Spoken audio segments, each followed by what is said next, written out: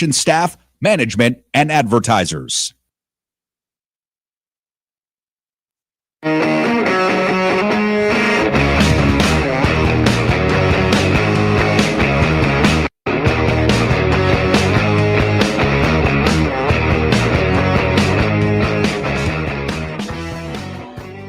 What's going on, everybody? Happy Friday.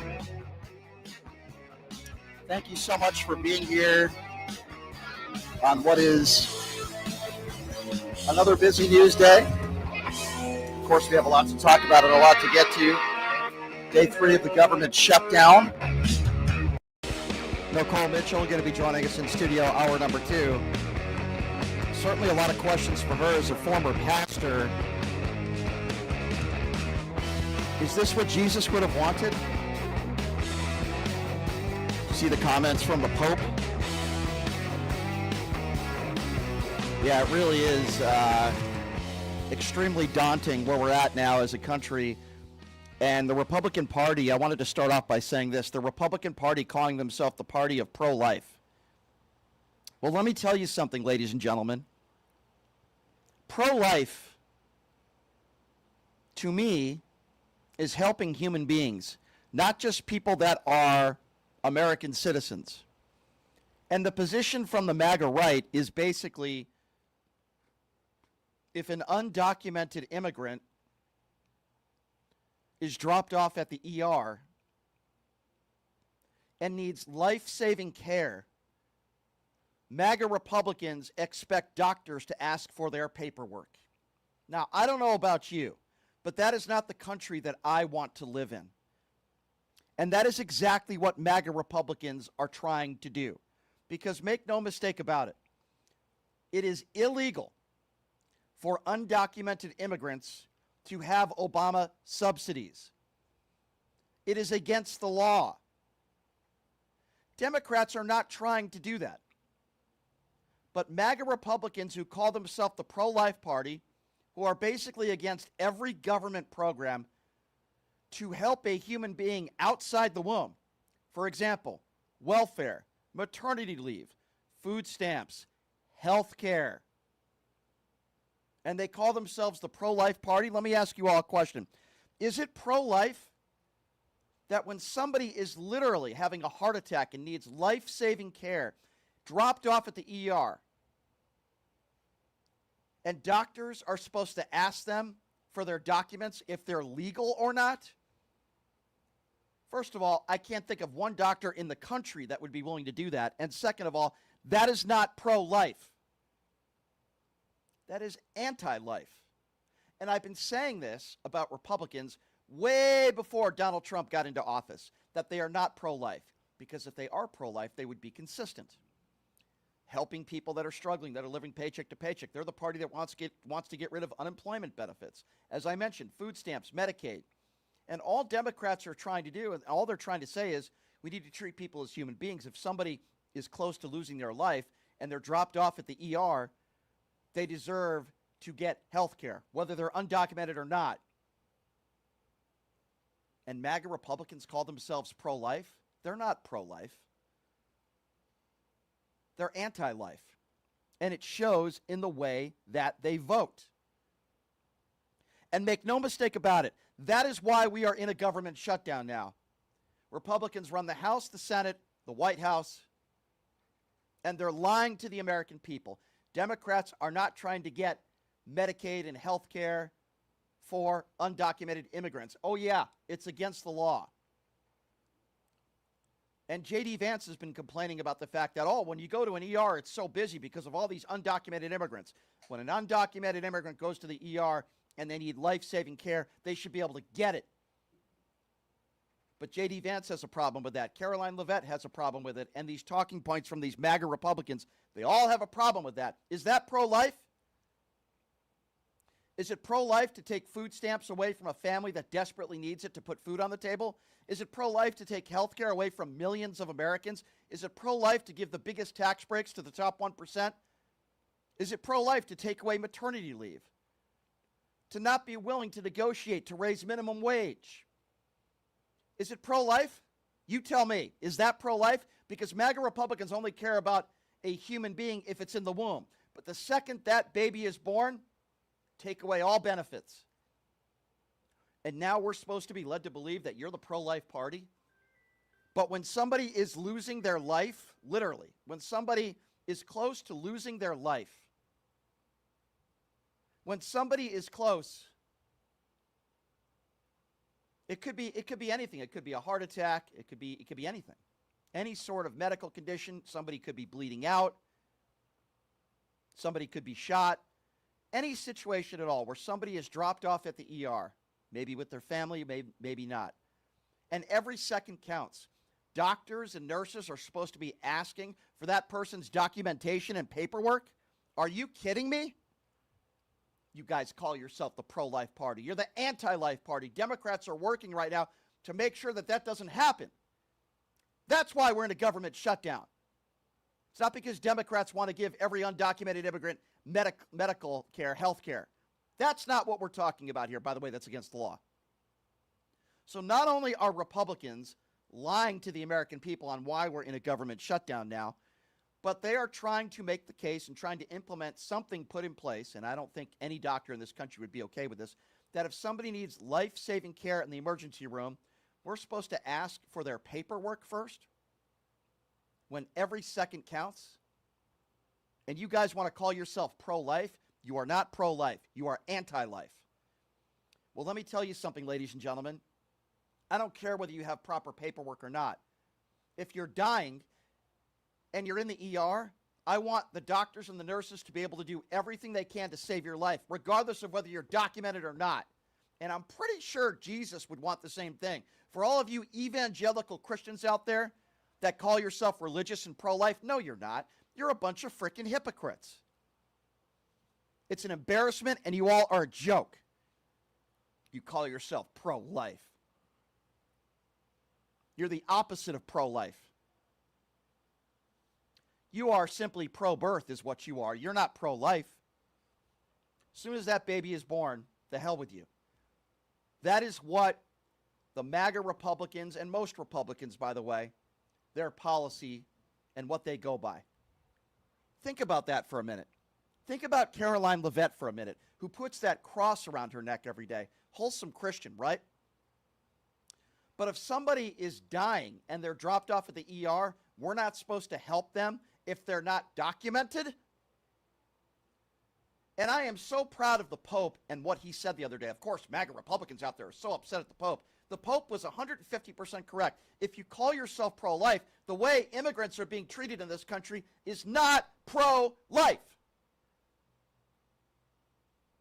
Now listen, I believe in the woman's right to choose. However, I'm willing to have a discussion with you if you're consistent.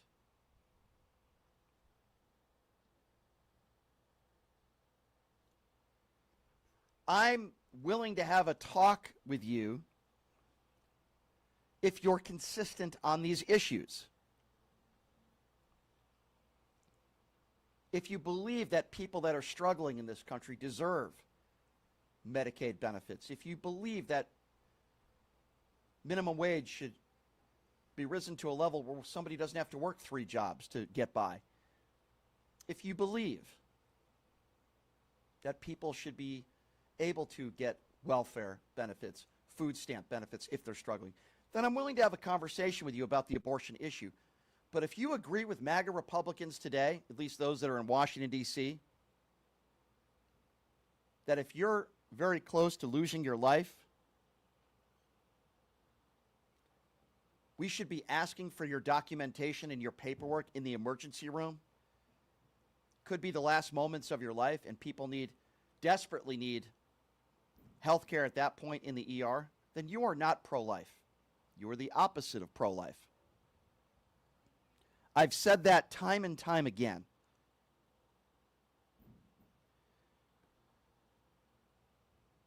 And it's extremely frustrating. The MAGA base of the party and many Republicans are not pro-life. They are anti-life. It goes by their policies and as we speak right now. If you don't think an undocumented immigrant deserves their life to be saved if they're in an emergency room, because they might have the not proper documentation, then I have nothing in common with you. And I don't want to be around you. I don't want to be your friend. I don't even want to know you. And chances are you voted for Donald Trump.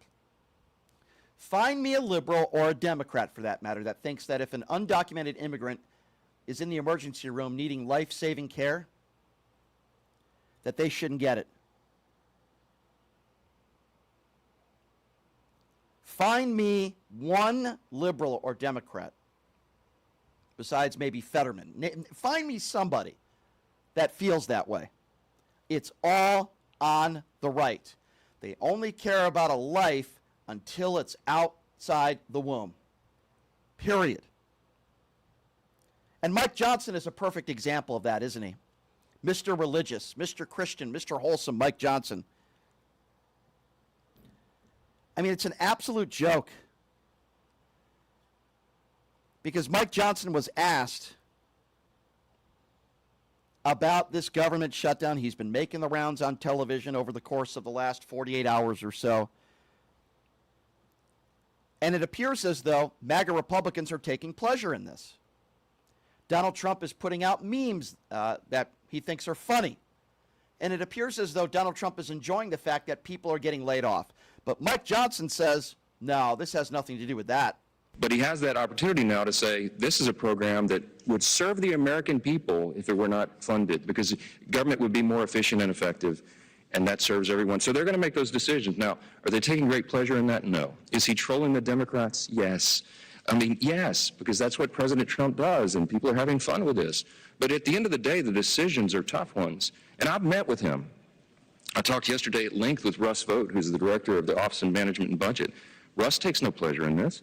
Russ wants to see a smaller, more efficient, more lean, effective federal government as we do, but he doesn't want people to lose jobs. He doesn't want to do that, but he has, that's his responsibility. So he's very carefully, methodically, very deliberately looking through that to see which decisions can be made in the best interest of the American people. That's his obligation, and that's his real desire. The president takes no pleasure in this, but if Chuck Schumer is going to give Donald Trump the opportunity to determine what the priorities are, he's going to exercise that opportunity, and that's where we are. So at a time when people are losing their jobs, they're not getting their paychecks, Mike Johnson has no problem with Donald Trump putting out memes and having fun and making fun of the Democrats. Is there anybody out there that thinks that's appropriate?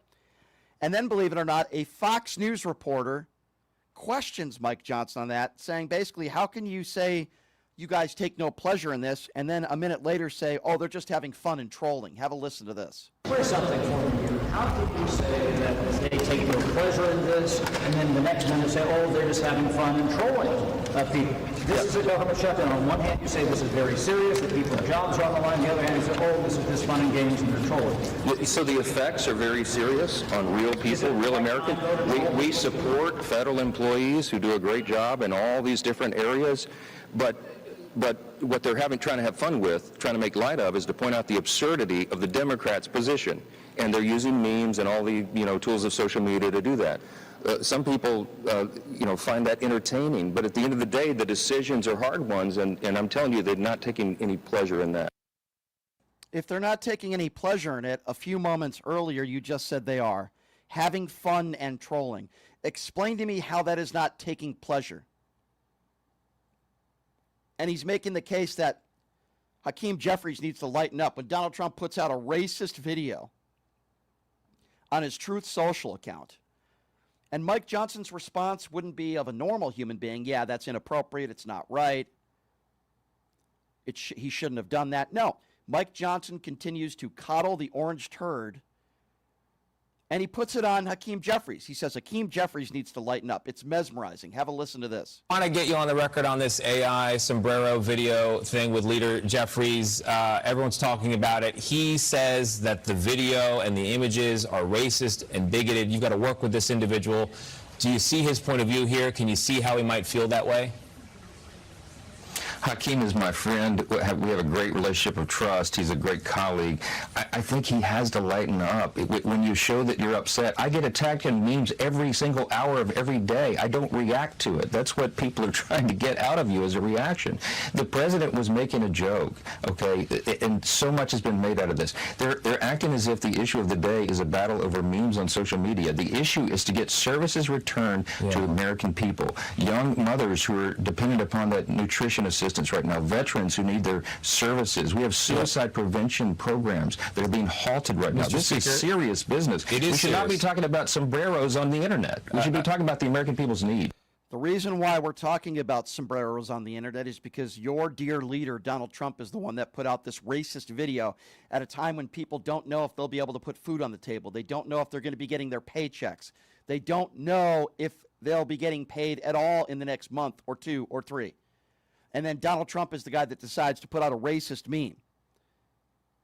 And here a reporter asks, are you going to be doing something to address the ACA subsidies with insurance premiums? Because as you know, with this big and beautiful bill, it's going to spike for Americans. And here's a Mike Johnson non-answer because he knows the answer is no. Is out with a new poll that shows overwhelming support, including among Republicans, to extend the Obamacare subsidies. I know you both said you want to reform them. So do you commit to doing something to address those subsidies so that insurance premiums don't spike for Americans? Republicans commit to continue the work that we've already been doing and demonstrating to bring down costs and improve quality of care. We are committed to that, and we will do whatever is necessary to make it happen. This is one of many issues that have to be deliberated and discussed through our process. What we're asking the Democrats to do, I'll close as we begin. Please open the government so we can do that work, so that all the members of both chambers can be here to do the work, to legislate and to deliberate. They've stopped our ability to do that with these political antics, and we hope it ends. Thank you all for being here. Yeah, well, that was a no. That was a word salad no. So it's going to spike for all Americans in this country. Many people are going to lose their health care coverage, and they don't want undocumented immigrants to get life-saving care in the emergency room.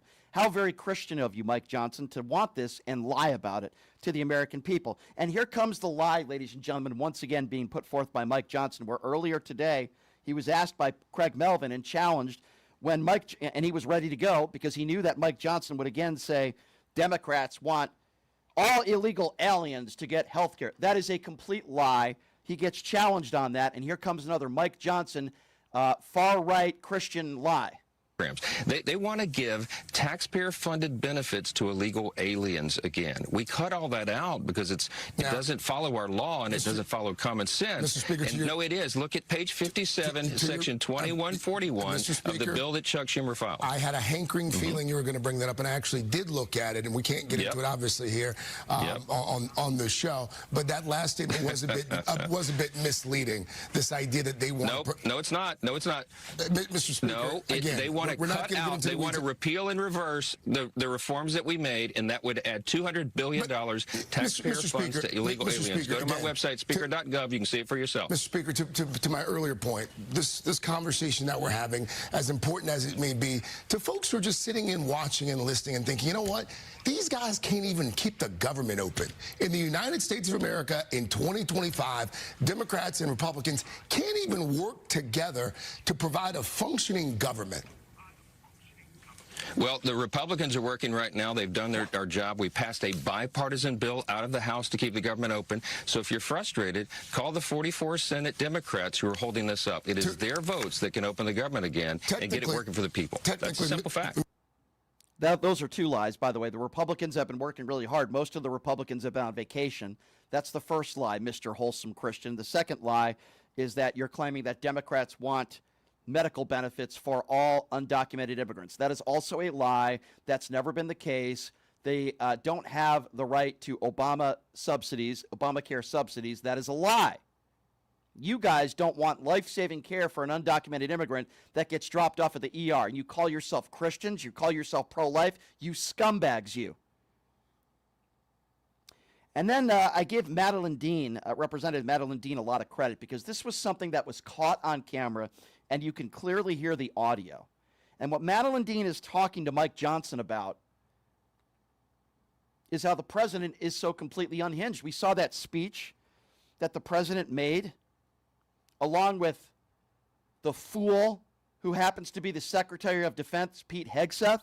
What an embarrassing couple hours that was, where all these amazing people, some of the highest ranking generals in the land, had to sit through this. And Madeleine Dean addresses Mike Johnson about this, and listen to Mike Johnson's excuses. But there is something in here that you'll catch where Mike Johnson actually agrees that Donald Trump is unhinged. Have a listen to this. The president is unhinged. He is unwell. What are you doing? A lot of folks on your side are too. I don't control. Oh my God, please. That performance in front of the generals, that I didn't see it. is so dangerous. You know I serve on Foreign Affairs and Appropriations. This is a collision of those two things. Our allies are looking elsewhere. Our enemies are laughing. I just left you the have a speaker's president summit. who is unwell. So Mike Johnson says, you also have people. So he's not denying the fact that Donald Trump is unhinged. He's the president of the United States, and of course he is. And Mike Johnson, instead of saying, yes, he is unhinged, I'll talk to him, says, well, you guys have that on the other side too. That's his defense. But, you know, Mike Johnson's a good, wholesome Christian, right? Pro-life. Never lies to the American people. What a joke he is. Speaking of jokes, what about J.D. Vance, who, again, is lying to the American people? Listen to what J.D. Vance is saying, again, blaming Democrats for this government shutdown. Of course, we inherited this really bad healthcare system from the last days of the Biden administration. We want to fix it. We just don't want to shut down the government while we're fixing it. Why can't we open up the government, fix the healthcare problem, and actually work together for a change? You don't take the economy hostage because you want a particular healthcare policy, especially when the White House is offering to work with Senate Democrats to fix that policy. So let's fix it. Let's reopen the government. Let's do something for the American people and not take the economy hostage by shutting down the government. We're already in this, but each day that we keep going, it's just going to get worse. So let's stop it. What a joke. Let me just give you all a little bit of fact. I know that my MAGA Republican friends struggle to spell that word, but Trump and the Republicans have been promising to fix the healthcare system dating back to 2017. What have they done? Nothing. Is there anybody that believes that they'll fix the healthcare system in 2 weeks? They've done nothing. They've had since 2017 complaining about Obamacare, no replacement plan. They literally have done nothing for the American people. And J.D. Vance is trying to persuade all of you, just open up the government again. Let the Democrats go along with what we want to do, and we'll fix the healthcare system in 2 weeks. What a bald-faced liar and pathetic weasel J.D. Vance is. And then there comes Lori Chavez DeRemer, who is another Trump administration knee pad wearing fool. So you know you're really screwed when Fox News and Fox News business anchors are calling out your BS. You know you're in a serious problem. And I want to play this entire clip for you because I think it's really important. When Fox News anchors, Fox Business, channels that literally coddle your administration, have to set the record straight, that's when you know you've been caught in a very big lie that everybody can prove. So Bartiromo in this exchange, because Lori Chavez DeRemer is saying that they have momentum with job gains, which obviously the last 3 months, it is the opposite of that. They're losing jobs and job growth. And Bartiromo has to question her live on Fox Business earlier today. Have a listen to this. But certainly in this administration, and as a former member of Congress, for them to not see that they are hurting the American people. We've been on a momentum of job gains. We've been working so hard across the country to make sure that we are growing this economy and, really having the workforce investments that we've been doing to only see it come to a screeching halt. While we're not going to get the jobs numbers report because they will not open this government, we want to keep the momentum going. I mean, that's been the goal as I've traversed this country. We're seeing consumer confidence up. We're seeing businesses want to reinvest in their workforce. And this is only, a real screeching halt for the American people. And it's unfortunate that the Democrats don't see that they're fighting for the American people and they're going to pay. Well, I mean, you know the data, though. You know where we are. I mean, we've had 3 months of slowing jobs. We know we don't have the numbers for September, but is there anything you could tell us about the jobs picture today? Yeah, what we're seeing is the investments. I was just in Michigan at Ford, and I've been meeting. I met with Bill Ford. I met, with other investors, CEOs who are putting the workforce together. We have to upskill and reskill. We heard more than once that we're short of our welders, our construction workers. It's important that we have those tradesmen and women building this country. That's what the president laid the groundwork with a lot of these trade deals. And to see the investments that these companies are making, trillions of dollars, now be stopped. That's the unfortunate part. But we've seen the confidence grow for the American economy. Look at GDP, 3.8%. So all of the indicators that you've seen from your economists on the show have shown that we're moving in the right direction. So while we've seen the numbers kind of hold steady, the goal is to not stop the momentum. And that's what we're hoping for the American people. What a bald-faced liar. Momentum? We had one of the worst jobs reports we've had in over 16 years. What is she talking about? Let me give you a basic analogy from my very special MAGA friends, so maybe some of you will understand. If I told Lori that I bought milk last week and it went sour, Lori would say, well, you inherited that milk from the Joe Biden administration. And then if I told her, no, wait a second, I bought that milk last week, Lori would say we have the freshest dairy products in history. That is what she is saying. And the lies continued because Berman on CNN questioned her on this as well. With the private sector jobs, the ADP, job growth in this country, horrendous numbers over the course of the last 3 months. And here we have another member of the Trump administration. Yes, that's right. It's Lori Chavez, once again, lying to the American people about job growth and where the economy is headed. And by the way, most economists that are not partisan hacks will tell you that most likely we're headed towards a recession. Just go to the grocery store. I was talking to a friend of mine the other day who he got literally 2 bags of groceries. It was $200. But listen to Chavez again try to lie. This time it wasn't on Fox Business. It was on CNN. Okay, I mean, in the private sector jobs from ADP, not great, right? And if you look at the employment reports going back to the spring here, not great either. I mean, May was 19,000 jobs, June 13,000 jobs, July 76,000 jobs, August 22,000 jobs. Pretty slow growth there. Why are jobs lagging? Well, certainly what we inherited from the Biden administration, we have been working hard in this administration with the president, putting the American worker first. I mean, that's one of the reasons, John, that I've been out on the road talking to the American workforce, really trying to understand what the needs are. And we've seen the growth in all under indicators. We see that GDP is up. We see that real wages are up. We've seen the blue collar boom. And what I'm also seeing on the ground is a lot of these companies are investing in their workforce, trillions of dollars. So we're working hard to get the dollars to our respective states. John, the Department of Labor just released $86 million to 14 different states to train the workforce for our welders, for our machinists, for our electricians. We know that we have to grow this economy to build these manufacturing sites. So I've been doing everything I can, but with this government shutdown, it puts everything at a screeching halt. My goal, 1 million active apprentices across this country now is on hold, and that's just something that slows the momentum to grow this economy that we've been working so hard for, to grow those jobs numbers. Yeah, look, you said that there's momentum, but construction jobs opening fell in August by the second most in history, the hiring rate the lowest since 2013 outside of COVID. Private sector payrolls plunged in September, as we just said there.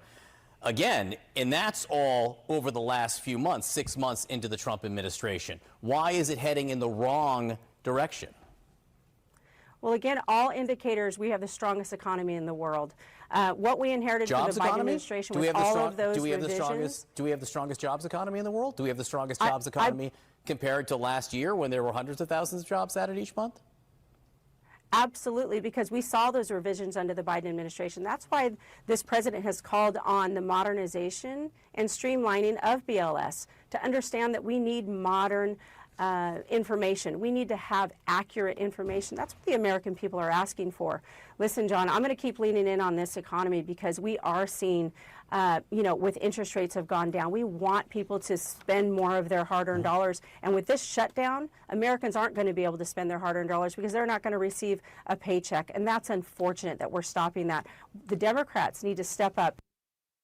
Yeah, the Democrats need to step up. That was a bunch of BS and other words that I could use on the air that I won't because we have FCC regulations. Nothing but lies from this horrific human being. Blaming Democrats, saying we have the strongest economy in the world when we have some of the worst job numbers we've had in decades. I mean, it really is mesmerizing. The lies from the far right. It's insane. What type of Christian are you when you claim that somehow not giving an undocumented immigrant the health care that they need when they're in the ER and they need life-saving help, and you want to ask for their paperwork if they're documented or undocumented, God forbid if they're having a heart attack or bleeding out? The first thing we shouldn't do is try to save their life. The first thing doctors should be asking them before they give them CPR is, are you documented or undocumented? Where's your paperwork? Wow, how Christian of you, Caroline Levitt, Laura Ingraham, you phonies who put this cross around your neck and call yourself wholesome Christians. I'm sorry, I'm not a very religious person. That is the opposite of Jesus' teachings. It's despicable is what it is. Where did we come as a country now where we don't care about human beings if they don't have the proper paperwork? Where have we come as a society today where you have MAGA Republicans out there that do not want to give life-saving care to people that desperately need it because they might not have the proper paperwork? Some of these people, many of them, most of them, good, hardworking people that are nonviolent people that want a better life for themselves and their kids, and we live in one of the richest countries in the world, and we want to give the biggest tax breaks to the top 1%. But if you don't have money, or in this case, if you don't have the proper paperwork, should you just sit in the ER and die, and we're just going to let that happen? And the reason why? Well, because you're not documented. It is the most despicable and disgusting people on the planet. The MAGA Republicans in this country that are thinking that way. It is despicable. Now, I'm not saying, and the Democrats are not saying, that we want health care for all, including those that are undocumented. I repeat once again to correct the MAGA lies. Democrats don't want health care for all, including undocumented immigrants. No, they don't. But for God's sakes, if somebody needs life-saving care, shouldn't we help them if they're in the emergency room? Shouldn't we do that? Are we not human beings? Do we not have a moral compass? Many in the Republican Party and many in the Donald Trump administration clearly do not, based on what they want here. And J.D. Vance and Caroline Levitt and many of these MAGA Republicans are saying how bad it is that the ER rooms are so full and, we shouldn't be footing the bill. And then when they're asked directly, are you saying that doctors shouldn't help patients that need life-saving care because they're undocumented? Oh, no, that's not necessarily what I'm saying. Oh, really? Then what are you saying? You liars. What are you saying? You pro-life, fake, phony Christian idiots. What are you saying then? Tell us. That's why Democrats won't vote for this, because that's what you have in there. Aren't we all human beings? And I'm going to tell you something else. The Democrats better not cave on this. They better not cave, because I will lose it if they do. They better not cave on this. Hakeem Jeffries and all the Democrats, do not cave on this issue. How could you be a decent human being in this country and, I don't know, a mom or a pop, maybe they don't have the proper paperwork, maybe they're having a heart attack, maybe they're bleeding out, they need life-saving care, they have kids in this country, and you don't want to give them care, and you want doctors to ask them if they're legal or not to show paperwork? What type of country are we living in? You call yourself pro-life. You're not pro-life. You're anti-life. Once that baby is born, you're against every government program that can help that baby and that mother and that family survive. We could be talking about food stamps. We could be talking about welfare. We could be talking about health care. You name it. You're pro-life. You're anti-life. The Democrats are pro-life. You know why I say that? Yeah, they want to give a woman the right to choose, but as soon as that baby is born, they want to allocate more funds into maternity leave, Republicans want to vote against it. They want to make sure that that mother and that child and or father are able to put food on the table. SNAP benefits.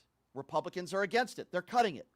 They want to make sure that that family has health care that they deserve, even though they're struggling and they're living paycheck to paycheck. They need health care. Republicans vote against it. They vote against raising minimum wage. They vote against lowering taxes for people that are struggling, living paycheck to paycheck while they have the biggest tax breaks for the top 1%. How Christian of you. Don't you dare tell me you guys are pro-life. You're anti-life based on the way you vote. You're anti-abortion is what you are. You're not pro-life. There is a difference. I want to get to the core of this issue, which is religion. I want to get to the core of this issue and ask somebody that knows a little bit about this stuff, is this what Jesus Christ would want for all these people out there that call themselves Christians? Is this what Jesus would want in his teachings? You're not a human being. If you're an undocumented immigrant, we're not going to try to save your life. We're not going to help you. Is that Christian? Are those the values that you share, you and your family? Coming up next, somebody who knows a thing or two about this. She's a former pastor. She's a friend of the show, a friend of mine. Her name is Nicole Mitchell. She's a former pastor. You've seen her on the Jimmy Kimmel Show. You've seen her on Dr. Phil. She knows a little bit about Jesus' teachings. We're going to ask her about this. Is this Christian? Taking away life-saving health care from people in this country that might have the proper paperwork, that's what Republicans are pushing for. Make no mistake about it. Nicole will be joining us next. We'll take your phone calls. The number to call if you want to be a part of the show. MAGA Republicans, welcome. Do you think that undocumented immigrants should not get health care, life-saving health care, where they're in the ER? Am I wrong on this? Number to call, 702-221-7283. Again, that number to call if you want to be a part of the conversation, 702-221-SAVE, 702-221-7283. We're talking about Mike Johnson lying, MAGA Republicans lying about why there was a shutdown, and now they don't want undocumented immigrants to get life-saving care at the emergency room. What are your thoughts on that? Again, that number, 702-221-7283. Nicole Mitchell's going to be joining me in studio, co-hosting for the rest of the show with me. We'll ask her about this, and we'll take your phone calls when we come back. It is the most interactive show you will find anywhere. It's Pushing the Limits right here on KSHP. Hey, everybody, are you struggling to find a pizza place that reminds you of Brooklyn?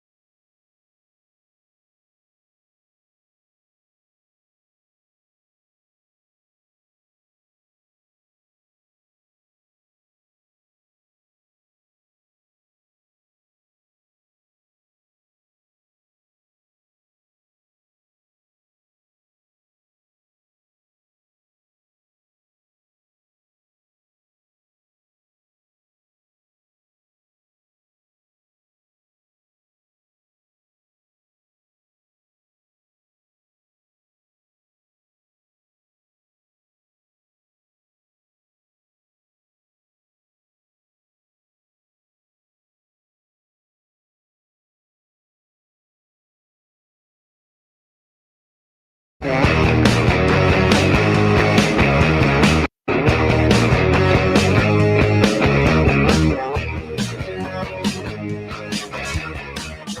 right, welcome back. It is Pushing the Limits on a Friday.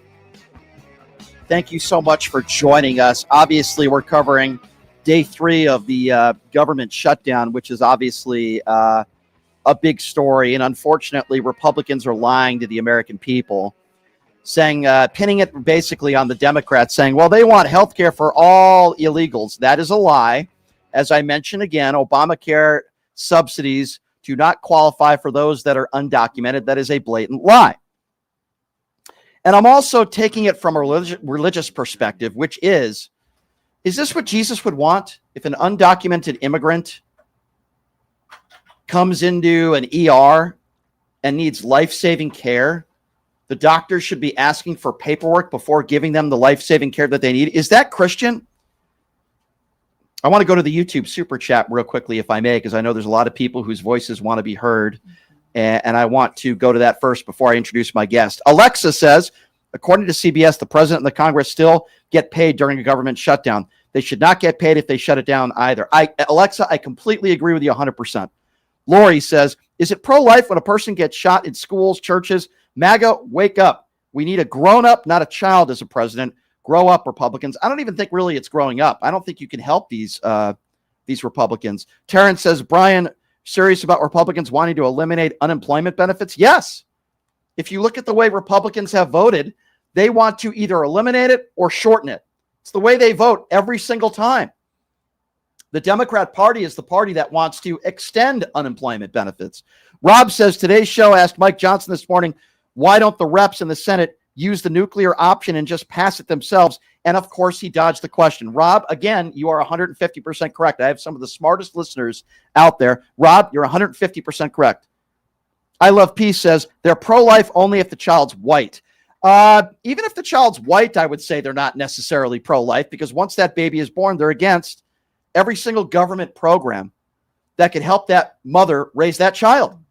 I get why you would say that, but Lori says, Brian, I asked a few months back that blue states should not support the red state when the government is now taking funding the Blue State Project. Yeah, you're right. Speaking of projects, Project 2025 is being implemented. So joining me in studio, it is always a pleasure to have her on the program. The lovely, beautiful, and talented Nicole Mitchell. You've seen her on the Jimmy Kimmel Show. You've seen her on Dr. Phil.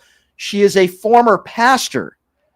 She knows a little bit about this stuff, so the perfect guest to have in studio today. Nicole, it is so good to see you. As always, looking great. How are you? Thank you, Brian. I'm back, and I'm so excited to have this conversation with you, even though obviously it's a little sad. Yeah, I know that you're out of that lifestyle now of being a pastor, and it probably isn't the most enjoyable topic for you to discuss. But correct me if I'm wrong. What would Jesus say here? Oh, my gosh. You know, Republicans are trying to take away. Think about this for a minute. Think about a family and a member of their family is having a heart attack, something life-saving, right? They're bleeding out. Drop off their loved one at the ER, and then before they get the life-saving care that they need, doctors will ask them, are you undocumented? Show me your paperwork. Is that what Jesus would want? Yeah, it's crazy. It goes against everything Jesus stood for, which is take care of the poor, the oppressed, right? The wounded, the downtrodden. Like, what you do for the least of these, you do for me. And so the way we treat the most vulnerable is exactly how we show Christ, how we treat him. So it baffles me that such religious people who preach unconditional love and that they are followers of Jesus do the very thing that I believe Jesus would never do, which is abandon people in their most vulnerable moments. And they call themselves pro-life. I know. Help me understand that, because you come from that background, I know you're like me, where you believe in a woman's right to choose. We agree on that stuff, but you come from a background where everybody called themselves pro-life, but their policies are like the opposite, right? So I can speak to only my religious community, which I find a lot of similarities to other religious communities, other Republicans, is we are taught the word pro-life, but we are not taught to think it through.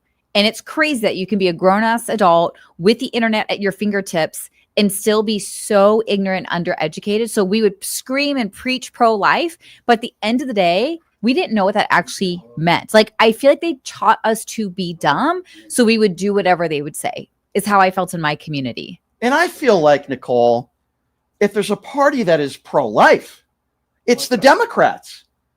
And the Republicans vote against food. You were once in your life, you were on food stamps, and it helped you. Oh my gosh. And now you're flourishing. Yes. Republicans are trying to take food stamps away from people. There's this dumb myth that of like the welfare queen, right? Like if you are on welfare, you're mooching off the system. And I always tell people, as a former food stamp receiver, I was on food stamps for almost a decade. There is no queening to it. It is a full-time job, submitting constant paperwork, getting blood tested. My kids had to have their iron tested on a regular basis to even qualify for certain food stamps. Like we were subjugated to so many processes and systems and proof of our poorness that it was exhausting. And some organizations would hang on to documents too long, which would make me be disqualified for other supplemental income or food. It was so complicated. And so this myth that we need to take it away because they don't deserve it, they're mooches, it's just not true. I mean, it's the opposite of Jesus's teachings. You're a former pastor, you know that. Yeah. How can these people call themselves Christians? I just don't understand it. They put that cross around their neck and they call themselves Christians. I mean, these are human beings we're talking about here. By the way, they want to take Medicaid away from millions of Americans too. I know. So, but this is just the extreme part of it. And Democrats are saying enough is enough. And that's why we're in a government shutdown right now. It's insane. That's part of what brought me to the Democratic Party is I would watch these huge debates online between Republicans and Democrats, between conservatives and liberals. And I was always so appalled at the lack of empathy and compassion on the right side. And I was so attracted to the empathy and compassion and like reasonableness of the left side that's what drew me over there. It's like we should treat all humans, no matter where they're from, no matter their ethnicity, no matter their status, like humans. Like I would want to be treated if I was in an emergency situation. I hope I would be given the care that I would need, just like I would hope to provide that care for other people. To me, it's very, very simple. And I don't know why that's so difficult for my former people I was a part of to grasp that. Yeah, that's well said. I just can't believe where we're at as a country now. I know. It's so sad. As an optimist, I am such an overflowing optimist. I believe in the goodness of humanity so deeply. Yeah. But there are moments like this where I'm just like, I feel sometimes delusional. Like I am so horrified by the lack of humanity in my fellow human beings. But that's the biggest. I have a lot of issues when it comes to religion, and I know you do as well. Right. But they're hypocrites. I know. They call themselves pro-life. I know. They call themselves Christians or whatever religion they're in. And then they want to take away the most basic rights of human beings, regardless of whether you're documented or undocumented. They want to make people, they want to punish people. It's really disgusting. And one of my favorite things that got me thinking when I was still religious right, is I remember this one more progressive Christian I followed where he said, if you're really pro-life, you need to be pro-life from the womb to the tomb. The Pope made some comments very similar to that. I wanted to ask you about this. So the other day, and he's taking crap from Republicans. The other day, the Pope, who I agree with here, said, if you call yourself pro-life, and I'm paraphrasing here, but he said, if you call yourself pro-life, you shouldn't be treating immigrants this way. They're human beings. 100%. That's not pro-life. Yes. And he doesn't like the way and I give him a lot of credit for making that statement. Because while I might not agree with him on everything, that's a compassionate and a logical statement that he made. And MAGA Republicans are now angry at the Pope for saying that. I just have to laugh because I'm like, I sometimes find that my religious right people spend more time being angry than being the unconditional love they preach about. They spend more time trying to be right than actually being human. Yeah. And it's like, if you really are pro-life, you have to be pro-life from the womb to the tomb, from the moment of conception all the way to that person dies. You can't say you're just pro-life because you're really just pro-forced birth at the end of the day. And then you do nothing beyond that You're to so make right. sure You're so they can thrive. I so agree with you. And I'm willing to have that abortion conversation with someone if they're consistent. But 99% of these Republicans are not. They want to cut Medicaid. They want to cut food stamps. They want to cut all sorts of health care, maternity leave, minimum wage. They don't want to raise that. They want to cut unemployment benefits. Basically, every government program. And they're totally okay with the richest people in this country getting the biggest tax breaks.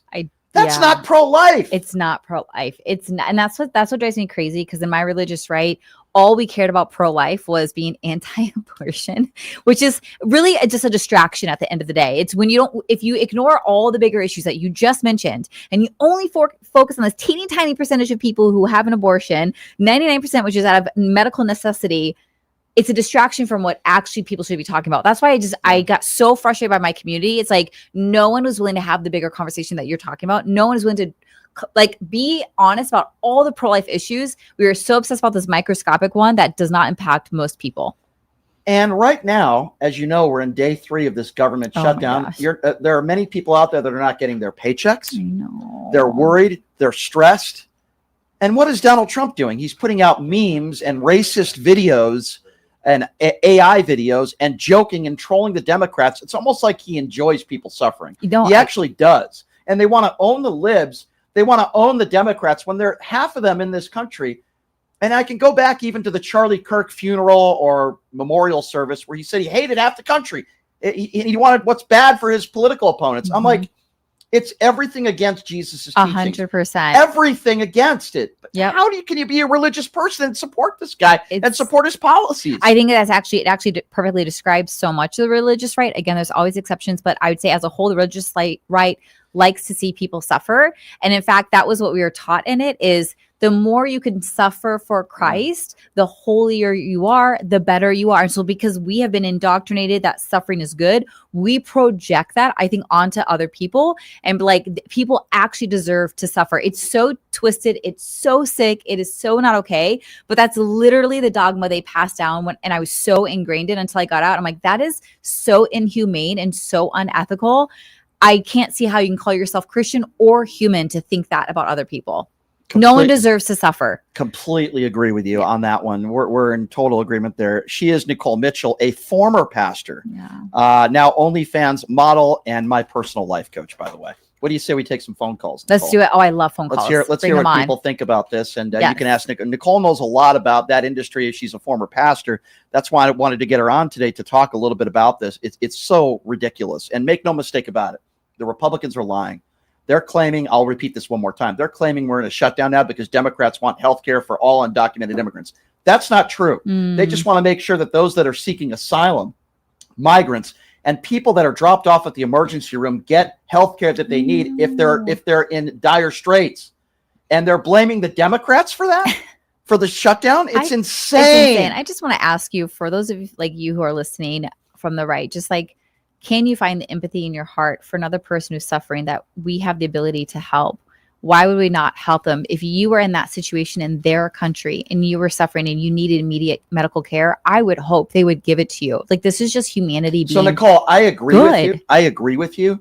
But the problem I have with a lot of Donald Trump supporters is they can't see life outside of their own, through their own lens I'm only. Like trying. I'm like, get in someone else's shoes. They can't. They're not willing to do that. These are the same people that are not willing to admit that there is systemic racism in this country. I know. These are the people that assume that you're just lazy on your couch if you have welfare food stamps, when we know that 30% of the people that are working right now aren't even offered health care benefits. They're so complicit. They don't understand what it's like to suffer. And even those people that are suffering, like the farmers and people that are losing their jobs, they still support Donald Trump, even though his own policies have put them in their own demise. Let's take the phone calls now. 702-221-7283 is the number to call. Let's go to Tina. Tina, you're first up on PTL. What's up, Tina? Hi. Can you hear me? Yes, ma'am. Go right ahead. Yep, go right ahead. Yeah, I just want you to know that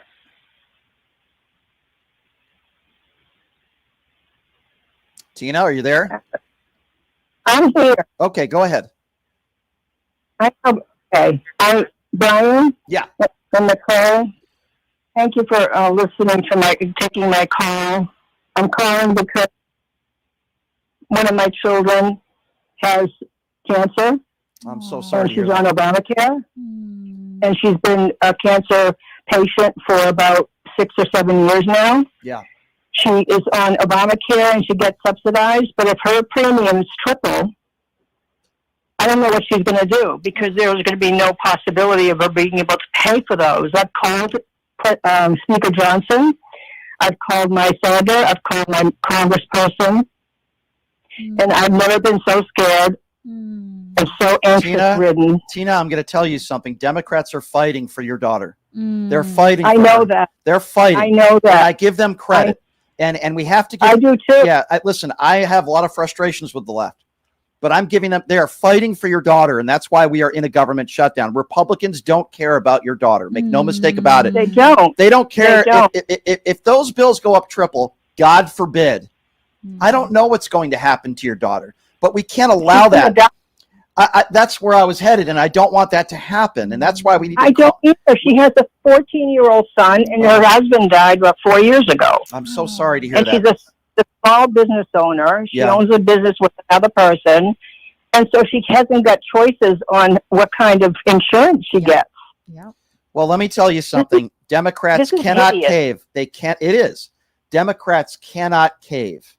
I'm pretty sure, and Nicole could speak to this, Jesus would want everybody and anybody to do whatever they can to save your daughter's life, right? Yes, absolutely. And MAGA, I feel that way too. Yeah, but She MAGA doesn't Republicans even know- don't care.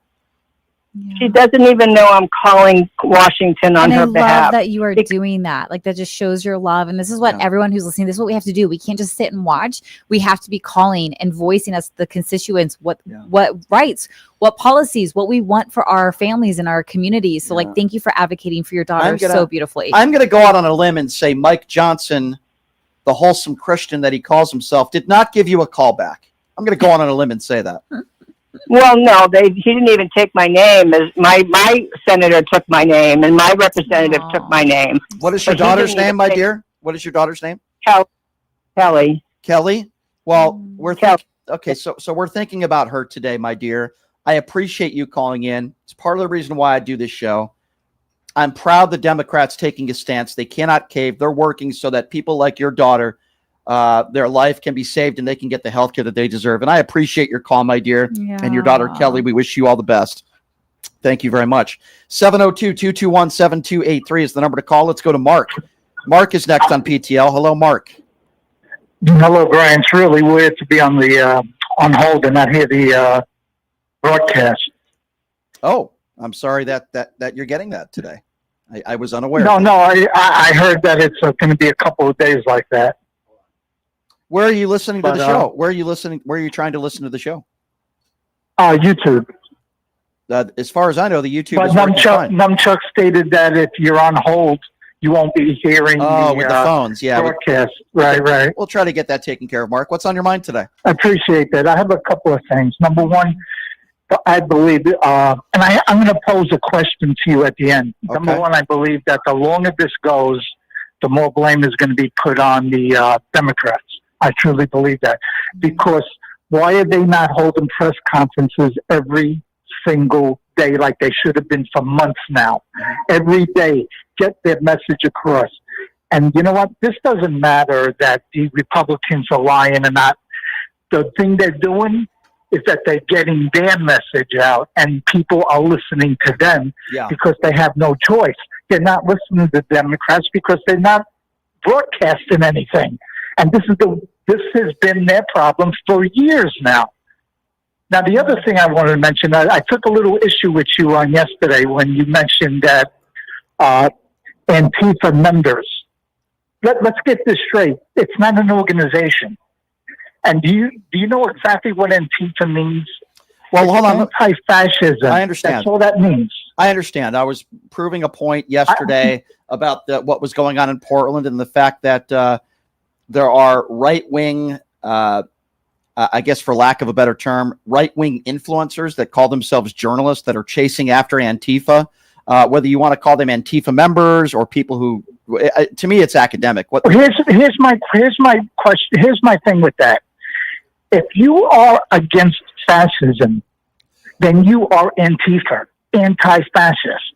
And I would think that most of the population is Antifa. But the issue I have is that people are so ignorant. When you walk up to somebody and go, "Are you Antifa?" They'll go, "No, I'm not Antifa," because they don't even know what it means. Well, no, I understand that, Mark. The other side saying it. Mark, I understand what you're saying, but the more important point that I was trying to make yesterday and today is that there are people that call themselves journalists that chase after Antifa with their cameras to try to go viral in hoping that they get into some sort of confrontation. These people are what we call scumbags. That's the point I was trying to make. I appreciate the call, Mark. There are people that do that. They try to go viral. Oh, totally. And they want confrontation. Yes, it's so disgusting. Like, it can work, but it's not. Yeah. We can be better than that. And some clown that did the show, his name is Higby. He goes around the country trying to antagonize people on the left. And I saw a video of a black woman who took his hat off and then threw it at him. Now, I'm not saying I condone that behavior, but they made it like it was World War III and lock her up for the rest of her life. But yet, if you beat police officers on January 6th, which I think we all could agree is a far more serious crime than taking somebody's hat off, somehow they're patriots and hostages. Yep. These people have no credibility. It's a double standard for sure. Complete double standard, Nicole. I agree with you. 702-221-7283. Who's next? Let's go to Jason. Jason is next on PTL. Hi, Jason. First of all, I got to apologize. You did a great job. And I couldn't articulate what exactly was on my mind. But I'm going to run a couple of things at you, and you tell me if I'm right or wrong. Jason, can I just say something real quick? I'm sorry to interrupt Go you. ahead. So Jason called in yesterday, and we were talking about hundreds of black students that were upset at two white MAGA morons on campus holding up, anti-DEI signs. And Jason felt like, he came from, I don't know what it's like to be black. I'm not going to sit here and pretend like I do. What I do is I try to listen to people like Jason, right? And Jason, I am not discounting your opinion or the way you feel in any way, shape, or form. I hope you know that, and I hope you know that I am on your side. That's what I wanted to say. No, but I truly know that. But just to say, because coming from New York and being an alpha male, if somebody walked in my face and put something to try to agitate me back in the days before I found Christ, that would be a bad situation. I'm going to jail. I'm going to jail. Do you understand what I'm saying? Yeah. And what I'm trying to express is 18, 19-year-olds. When I was 19 years old, especially coming from where I came from, if you stepped on my sneaker, I would beat you to death. You feel what I'm saying? But I digress on that because it's not really that important. Yeah. I just want to say three things, and you tell me what you think. Number one, MAGA has that murderous spirit. That's why they don't mind people dying and all that. I was looking at history. When Jack Johnson, the heavyweight champion in 1929, every time he won, the white mob would go and I'm talking not just one city, across America, and start going into black neighborhoods and murdering people. That's number one. Number two, in 1929, 28, and the 20s, there was Republican House, Republican Senate, Republican President. You know what they got us? The Depression. That's what I'm fearing the most. They're going to create a depression. That's what they're looking for, so they can give all the rich everything and then look at poor and make them squabble. Like, I forgot that Christmas show where the boy was like, more porridge for me, please, sir.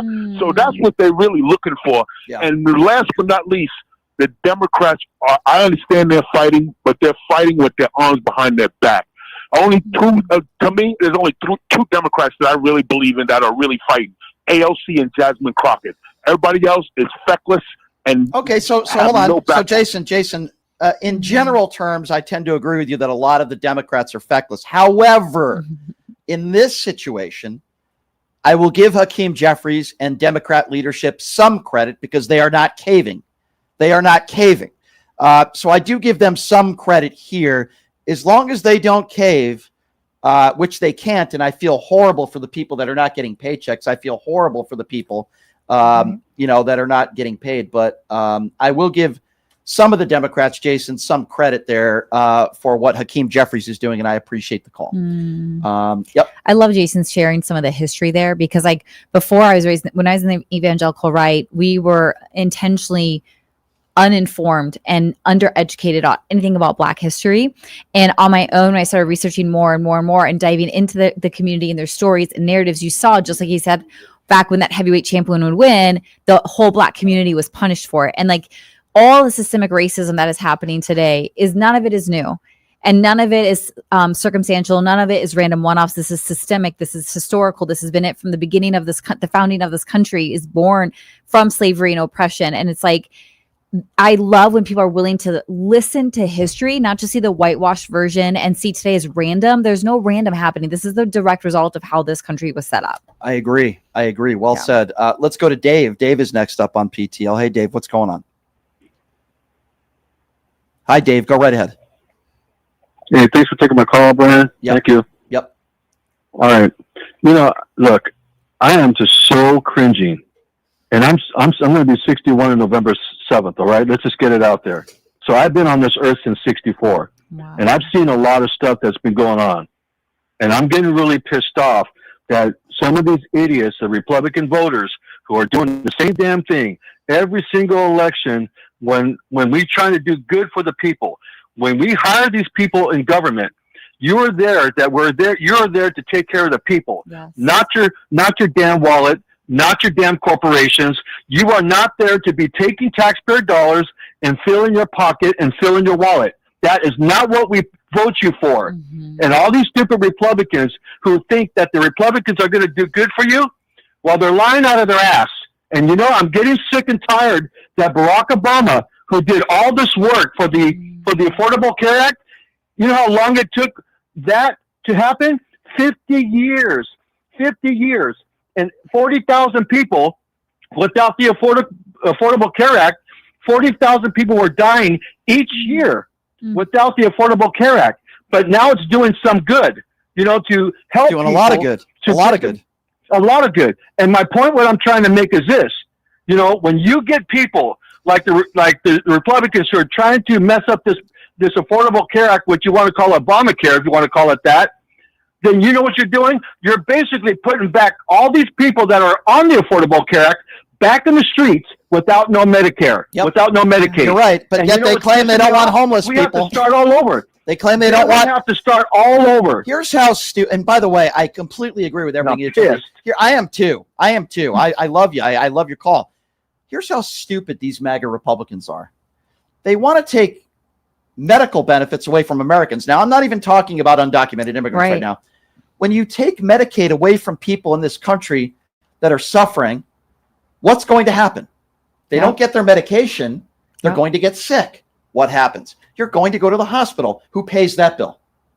It's going to cost the American people more money if you take Medicaid away from millions of Americans, which is, by the way, what's going to happen in this big and awful bill. It's going to cost the American taxpayer more money, not less. I hate to say it, like these people are either going to lose their lives or they're going to get very sick and they're going to have to go to the emergency room. And they'll end up on the streets, like as you get buried in medical debt that you cannot pay, and you can't go to work because you're so sick you're not getting the medical care. That it's a horrific cycle that ends with nothing good, and it is more expensive in the end than if we properly take care of our people. No doubt. Dave, I appreciate your phone call. Let's go to Joseph. Joseph is next up on PTL. Hey, Joseph, what's going on? Joe, you there? Joe. Yeah, I'm here. Yeah, go right ahead. Yeah, I'm here. Yeah, I'm here. Yep, go right ahead. Okay. All right. Here's my piece. Hearing about the MAGA Republicans making lie after lie after lies, I agree what you're saying is that all these MAGA Republicans are doing is that they want to see those who are documented and undocumented immigrants to suffer, as if they don't care if they suffer from heart attacks and stuff like that. And it's going to make ordinary people like us to put up with that sort of thing.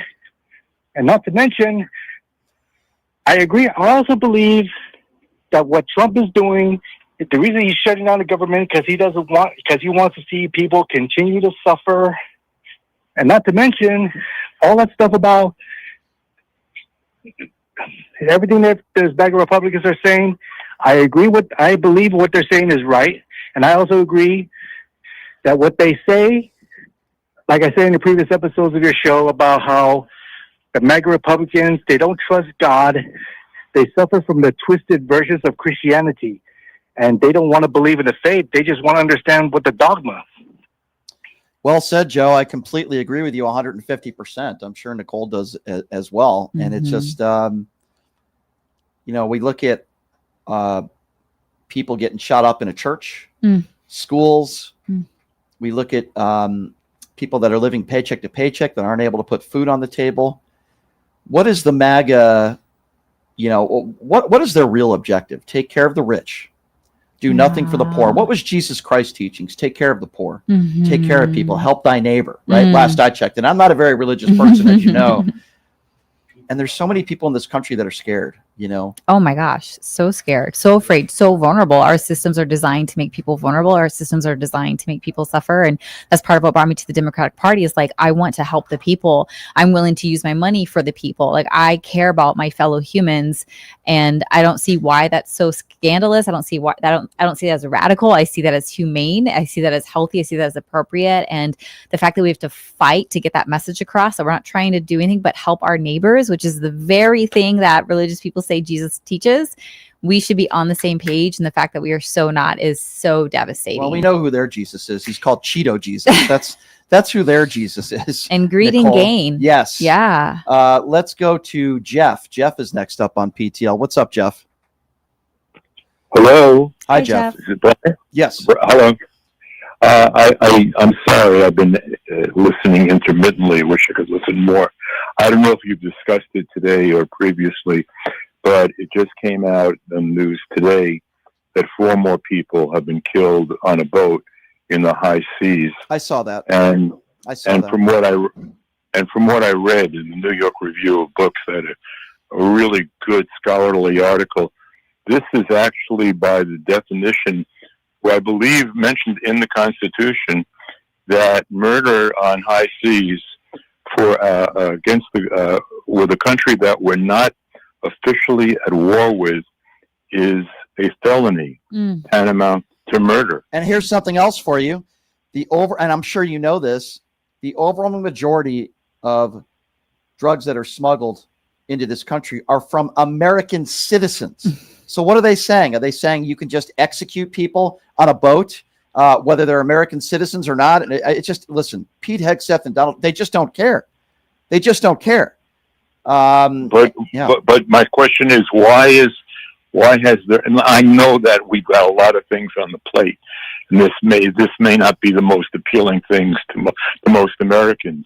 But murder is actually legally, constitutionally, murder is being committed on basically a daily basis. I agree. And the media is not covering this at all. I agree. I did mention this the other day, and I'm glad you brought it up. I agree with you. They call themselves the party of pro-life, but if they feel like somebody is smuggling weapons, they think it's okay to just execute people. And I saw the video of that earlier today. It's despicable. All right, let's go to somebody called Fish Taco. That's quite the name. Actually, I'm in the mood for fish tacos today.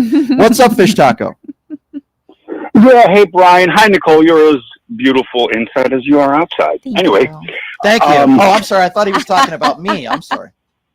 You too, Brian. No. Listen, I'm actually, pretty angry here. I think we're way past the point of pro-choice, free speech. We're so beyond that. These people have bastardized Christianity, all right? They don't care what happens to kids. They don't care what happens to anyone at this point. I think it's time, and I just want to say this, it's time for us Democrats to start getting armed, all right? Because they think we're the enemy, all right? So when they come busting through the door, we got to be ready. Listen, I have no problem with your Second Amendment right to be able to protect yourself. This guy is an absolute lunatic in office, my friend. And I'll tell you, that's what worries me the most is that what's next? He's trying to take away our freedom of speech. He's trying to censor us. He's trying to go after and file lawsuits against anybody that disagrees with him. There are a lot of people that are afraid. There are plenty of MAGA Republicans with no backbone that are afraid. And my question is, what's next? It hasn't even been a year into his administration. It's terrifying. Like, what are they going to do next? Like, I'm mesmerized. I'm blown away. They're pretty much openly saying they don't want undocumented immigrants to get life-saving health care in an emergency room. So what's next? They're pretty much saying that it's okay to end the lives of individuals that they believe are smuggling drugs. What's next? Or just end lies that they just don't like. They make up stories like smuggling drugs or black people are more violent. Like they will literally make up lies and stereotypes to justify their desire to eradicate people they just don't like. It's so sickening and so twisted and so horrific. But the fact that our leadership and our culture as a whole is like, yeah, let's just eradicate people we don't agree with. It is terrifying. If you aren't, for the most part, a middle-aged white MAGA Republican, they are coming after you. 100%. Like you're next. They are threatening you. They are threatening judges that rule against them. They are threatening peaceful protesters. If you recall, it was Donald Trump who called NFL football players sons of bitches because they were taking a knee peacefully protesting. It's insane. Yeah. And you're right. If you watch Fox News or right-wing entities, they'll show black people committing crimes 24/7. It's interesting. They don't really show footage of what took place on January 6th, or they forgot about the story of a man who went into a church and executed some innocent people. He was a Trump MAGA supporter, but they don't want to talk about that. No. They just say it was an attack on Christianity. Yeah. It is interesting. 702-221-SAVE is the number to call. Let's go to Thomas. Thomas is next up on PTL. Hey, Thomas, what's going on? Hello, can you hear me? Yes, sir. Go right ahead. Hey, Brian. I just wanted to let you know I sent you a email of a potential story that's in my area. I sent it to the KSHP email. Okay. I just wanted to thank you. You to write a note to check that out. I will. Long story short, we have a January 6er that lives in my area. He recently opened up a coffee shop, and in its grand opening post said, like, only conservatives are welcome there. Ah! Oh. Well, I mean, I wouldn't go into his shop anyway, so, I guess that's doesn't. Oh, no, me either. Me but either. But I just think it's an interesting story, and maybe get him on here and just let him have it. Yeah, do me a favor. Send me another email if you have that person's information or the store number or something, and I will gladly do that. Oh, my God. Sounds good, Brian. Thank you.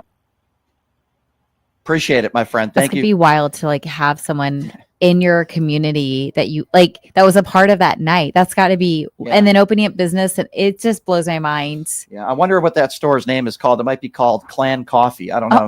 702-221-7283. I'm sure he won't allow black people into his store either.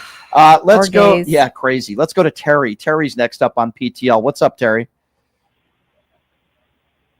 Terry, hi. What's on your mind today? I think we lost Terry. Let's move on to the next caller. Ms. Johnson is next up on PTL. Hello, Ms. Johnson. Hey, Brian. How are you today? Doing good. What's on your mind today? Well, I was just in my living room just yelling. Brian, you have to understand, number one, I love you. I just love you. But listen to this. You have to understand, these very same MAGA ignorant people, they've been the same way for many, many years. Yep. They will not enter the kingdom of heaven. They won't be there. They're not going there. Everything that is going on right now, this young lady right here could tell you, it all has to play out. It all has to play out. There's going to be a lot of people like you guys say, are you on the left side or you on the right side? There's going to be a whole lot of people that will not enter the kingdom of heaven. But we won't know them because we will be in the kingdom of heaven. He doesn't even, you will have no recollection of the people who's been worshiping the devil. And these people have been hating people all their lives. You have to understand, they worship the devil because of hate. Nicole, what is your definition of the devil? I'm curious. I have a different definition now. The devil is a person who can control people, have you doing anything and everything. You know what's so interesting? Sounds like I've dated the devil my entire life. I'm sorry. Horrible joke. I apologize. Go ahead, Nicole. But you know what I think about as I was listening to Miss Johnson? I think of Ruby Bridges, which is, the infamous story of the 6-year-old black girl who's being integrated in a segregated school for the first time, and how people are throwing objects at her and white people are screaming and just saying horrific things as a little girl just trying to go to school and get equal education access. And I think about how all of those white people who are screaming and throwing and so angry that this black girl is getting equal education still have kids, have nieces and nephews. Like, their generation is still going strong. So like Ms. Johnson says, like, the hate towards the poor, the oppressed, the marginalized didn't just end back then. They all continued their family line, and they're surrounded by, we're surrounded by them. And so I just feel like our society was a lot more compassionate when I was in high school, when I was in college. People were they were able to talk to one another. They were more compassionate to one another.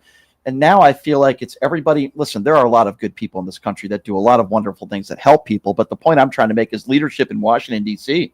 It's like they only care about themselves. They only care about them remaining in power. They're willing to not only not stand up to this evil, horrific man that is our president, but to actually endorse his policies that are hurting average, everyday Americans and those that are struggling. And that's what drives me absolutely crazy. It's despicable. It's insane. I mean, if there are any MAGA people out there that want to defend this policy where you don't think undocumented immigrants should get health care in an emergency room, life-saving care, I'd love to hear a reason why, if you call yourself a person of Christ or God. 702-221-7283, the number to call if you want to be a part of the conversation. I believe, if I'm not mistaken, I believe we are going to Terry on line 5. Terry is next on PTL. Hi, Terry. Hi, Brian. Hi, Nicole. I just wanted to give you something in my life experience that is very relevant to what's going on right now. In 1970, my father died at age 40 and left my mother with 6 kids. We had to turn to social services for assistance, and we were able to get food stamps and public health care. But you would not believe the shame that was inflicted upon us for going on welfare. And neighbors never helped us in any way at all. And the shame is just unbelievable that people get for that. And, you know, I could have probably had an entire life of anger about that. But instead, I turned that around and made a commitment to always help other people. And it is so disturbing to me that here we are, how many years later, and they're still doing this shaming. Yep, totally. Let me tell you something. There's nothing shameful, and there's nothing wrong with needing help. Yep. That's what the government is supposed to be there for, and to help people that are struggling, whether that be unemployment, whether that be food stamps or Medicaid. And I've said this for years. Republicans are the party that are anti-life. They don't want you getting these benefits to help some of the most vulnerable people. Listen, there's always going to be a small percentage of people that are going to take advantage of the system. But does that mean we don't help anybody? Right. I mean, this is the way of the thinking of the MAGA Republican Party. It's despicable. And while Donald Trump makes billions of dollars on this crypto scheme, and by the way, his worth has like tripled since he got into office. And for the people out there that are totally okay with that and totally okay with the most vulnerable people in our society that are losing healthcare and food stamps and the necessities to survive, shame on you. Shame on you. I don't really know what else to say. I can't imagine being back then in the 70s, having 6 kids. Like, you're absolutely, utterly dependent upon social services to even make it. And then that's the fact that our society would shame a family for just trying to survive after grieving the loss of your husband and the father of your children. Like, our society, I'm just like, our society is despicable that we would ever shame anyone for fighting for their well-being of their own selves. Like, there's nothing bad about that. That is, to me, that there's nothing more American than that, than fighting to thrive and fighting to have a life of dignity. And like, if social services helps you have that, we should be celebrating, and we should be neighbors helping each other out. So I'm so sorry that was your childhood experience, and I'm celebrating you for turning that around and becoming the kind of person who makes sure to help her neighbors out, because we need more people like you. And I agree with you. And I just don't understand how, if you're somebody that's a middle class, you know, not wealthy, or somebody that's struggling, living paycheck to paycheck, how you could be a registered Republican in 2025. You're dumb enough to vote against your own self-interest. I just don't get it. Now, if you're extremely wealthy and selfish, then that makes sense to me, even though I disagree with you. But if you're somebody that's struggling, that's on Medicaid, there are plenty of Republicans out there that need food stamps, that need Medicaid. Why would you support this Here's guy? the thing. So I can speak a little bit to this just from my own experience, is we were constantly told to believe someone's words over their actions. So, for example, as long as a presidential candidate says they're anti-abortion, we vote for them even if they're a horrible person, even if they're a rapist, even if they've committed fraud. It's like, we don't care because they said the magic word, la, la, la, la, la. We tune out their actual behavior and patterns and action and all the evidence that shows they're not actually that, but they said the magical word. So I feel like that is still very much part of the psyche of the right, is like, as long as we've heard him say good things at some point, I'm going to believe that that's his intention, even though there's so much evidence screaming he's not for you. It's so sick and it's so sad. And I agree with what you just said. All right, let's go to Chris. Chris is next up on PTL. Hey, Chris, what's going on? So sick and it's so sad. Chris, go ahead.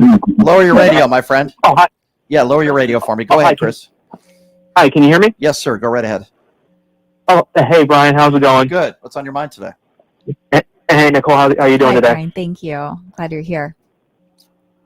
Okay, so I just wanted to just get a couple things off my chest here. And I know it's kind of going off topic just a tad bit as far as the government shutdown goes, but the other day I was listening, and the whack job moron that you were talking to, the one that was talking about who was transphobic, homophobic, and all that stuff. Yeah. I got news for that. I got news for these MAGA people who are so hateful. Okay. I have friends who are trans and who are in the LGBT community. I have friends who are like that. Those people would give the shirts off their back. They are great people. And as far as I'm concerned, those people who are so hateful, have so much hatred in their hearts, I feel so sorry for you people. It is just ridiculous, because the only hate that I see from the trans and homosexual community, the only hatred that I see coming from them are what's going on right now in this country right now. Yeah. Because of the people who are hating on them, you must hate yourself so much that you can't stand that those people are spreading happiness. Yes. Those people must hate that. Yep. Must hate that crap. But You know what's interesting? The term gay comes from being happy. That's what the word means. And it's like, for the record, I also asked Nicole to give me the shirt off her back today. She said she declined. And I'm queer, and I will do it. I mean, I won't do it. I mean, No, but in all seriousness, though, Yes, all Brian. seriousness, I agree, Chris, with everything you just said. And they're some of the kindest, nicest people in society. I agree. I will always have their back, and I will be all for anybody who has been discriminated against. I got your back. This is the MAGA Republican Party today. And one more thing too, before I let you guys go. As far as the government shutdown goes, like, I couldn't help but look at online as of late, where Trump himself literally said, "Oh well, like the president, like it all starts at the top, you know. And if the government is shut down, it's on the president. It's because they're a horrible, terrible leader, blah blah blah blah blah." And he's sitting there around turning around blaming the Democrats. It's like, look who's talking, Mr. Hypocrite. It's pretty crazy. The MAGA Republicans, Chris, are some of the biggest hypocrites you will find. And as I've said before, and we've talked about, they call themselves pro-life, but their voting policy is anything but that. They're anti-life. When I was in high school, that was the first time I met out queer people. And I was getting to know them, and they ended up being my favorite people in the school. And I remember thinking, Brian, because I was raised obviously in the right, it's very anti-gay, anti-queer, not allowed, abomination against God, blah, blah, blah. And I remember thinking as a 9th grader, these queer people are more loving and accepting and Christ-like than all the people I go to church with. It was so blatant. And I remember having this cognitive dissonance, like, wait, I was told all these horrible things about this group of people, yet these group of people exemplify Christ more than any of these people. And I realized in that moment, like, oh my God, I've been lied to. This whole time we've been targeting and oppressing a group of people who are actually, I think, so much the embodiment of Christ and love and happiness and community. And that is also what started to pull me towards the left. And then once I realized I was queer, I was like, we are the happiest, we are the best, and the world is lucky to have us. It's a good point. And if you talk to a lot of these MAGA Republicans that are anti-gay marriage and all this other stuff, they'll say being gay is a sin, yet these are the same people who cheat on their wives, who steal, who cheat, the Donald Trumps of the world. Who have sex with with the same gender behind closed doors. Because you know what I mean? It's insane how many people are so anti-gay who are actually closeted gays. Yeah, hypocrisy at its finest. Yeah. Maybe we can give Lindsey Graham a call. 702-221-7283 is the number to call. Let's go to Steve. Steve is next on PTL. What's up, Steve? Hey, Brian, how are you? Hey, I called last week. This is the caller formerly known as Stephen Miller, but will not use that name anymore on your show because Stephanie hijacked my name, and I don't like that he has done that. So, fair enough. I'm sorry your name is Stephen Miller, but you're the good Stephen Miller, so go right ahead. All right. I'm really frustrated totally with this government shutdown and everything, and I was just wondering, when we can finally get smart people back in this administration or back in the White House, back in Congress, and you know who I mean by smart people, anybody who's not MAGA. I thought you were talking about Marjorie Taylor Greene or Lauren Boebert. They're extremely intelligent people. Oh, yeah. Combined IQ of at least 20, at least. Nah, you're giving them credit for way too high. I say single digits with them. Perhaps. I'll throw Nancy Mason there too. Yeah, go ahead. Oh, yeah, absolutely. Yeah. But I digress. Is there any way that you possibly think that these people can be held accountable when we do get I'll let Nicole answer. people? I'll let Nicole answer that one. Our country is known for its constant scapegoating and passing the blame onto someone else and not taking responsibility and not being held accountable, especially if you're white, rich, powerful, straight man.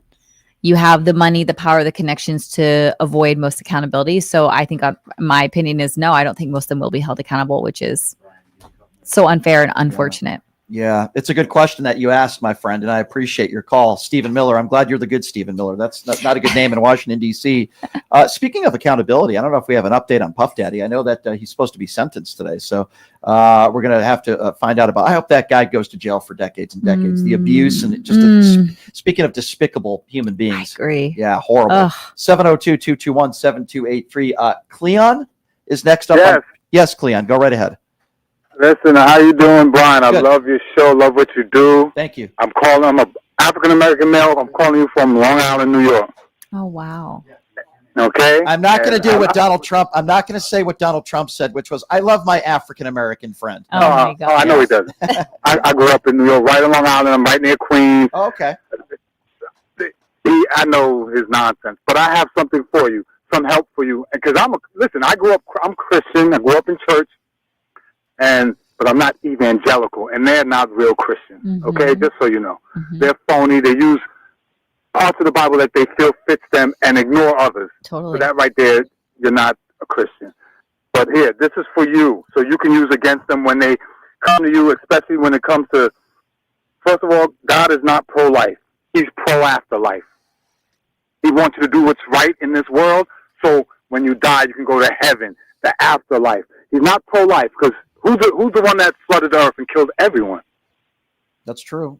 No, I hear what you're saying. You're right. Right? I'm not an atheist. I do believe that there is a God. I don't find myself to be an extremely religious person, but I would like to think, Nicole, that if there is a God, God cares about you when you are born. He cares about you no matter how much money you have. He looks in the inside of you. What do you do to help others? By the way, you don't have to have a lot of money to help other people, by the way. You could have emotional support. There's a lot of things you could do as a human being to help people. And I'm sorry, but you can't convince me that the MAGA Republican Party are doing that. They're out for themselves. These are despicable people. Can you imagine, my friend, for a second, and Nicole, that if an undocumented immigrant is dropped off by their family, he might be having a heart attack or something life-saving that needs to be done, that there are MAGA Republicans out there that feel like the first thing a doctor should do is not try to save their life, but to ask them if they're legal or not. That sounds on brand. Are for there them. even people in society? I can't believe there are people in society that think that way. Yep. Yeah. It's craziness, man. It's crazy. And well, Brian, another thing, when they tell you about the abortion thing and they forcing women to this and that and the life of the baby, well, guess what? I got to verse you. Like I said, I'm Christian. You can look it up, you and the staff there. Yeah. And just look at it. And this is God telling Moses to tell the people to take the women to get an abortion. God telling them to get, basically that's what it is, getting an abortion. Listen, I agree with you. And there are people, thank you for the call, my friend. I love my New Yorkers. There are people in society that call women murderers. Charlie Kirk was one of them, by the way. I hate to bring up his name. I was hoping I wasn't going to do that today because I'm over it. There are people like him and others.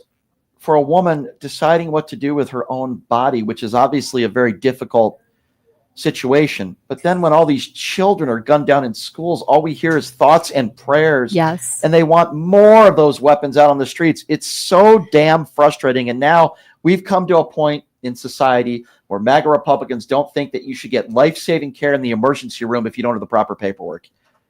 I'm sorry, ladies and gentlemen, but these are just horrible human beings. If you're one of those people that believes that and you're okay with that, then you are a horrific human being.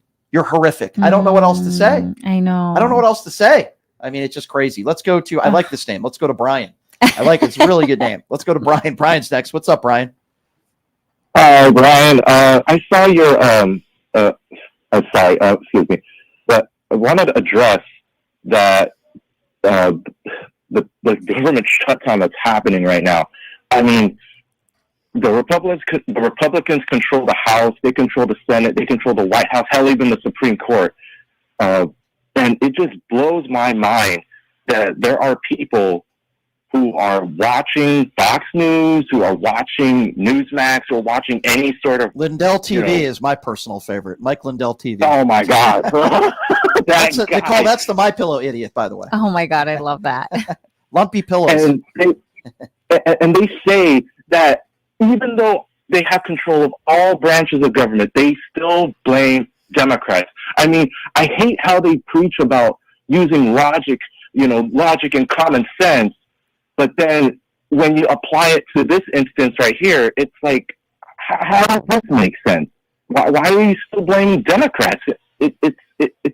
They're blaming Democrats because the Republican Party never takes responsibility for anything.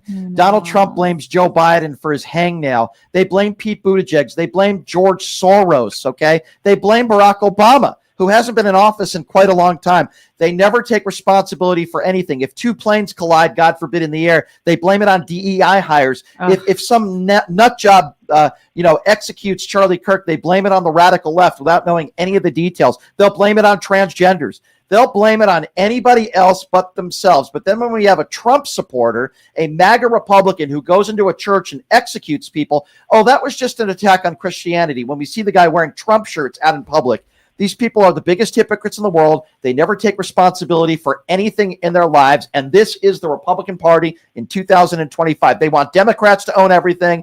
Republicans will never apologize or own anything. It is despicable. Yeah. These are despicable human beings. We need to get them out of the office, and 2026 midterms are the start to doing so.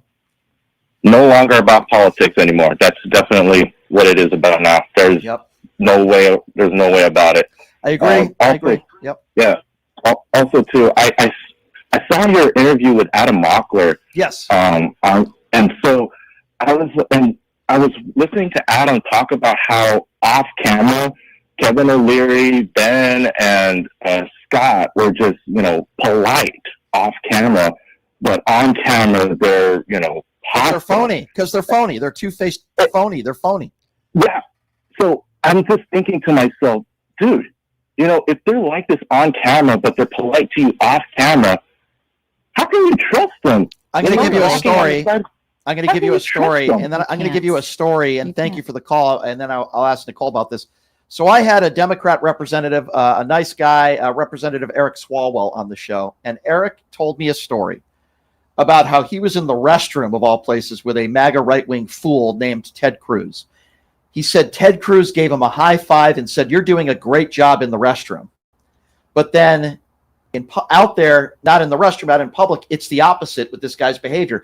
Many of these people are two-faced phonies, and they're complete phonies, and they act a different way in public than in private. Yep. I had that happen to me where I was invited on this massive podcast, and I thought it was legit. And I went there, and they were polite to me leading up until we were about to start, and then they shut the door. And the energy shifted, and it was a full-on attack. And I was totally caught off guard because I did not know this was the intention.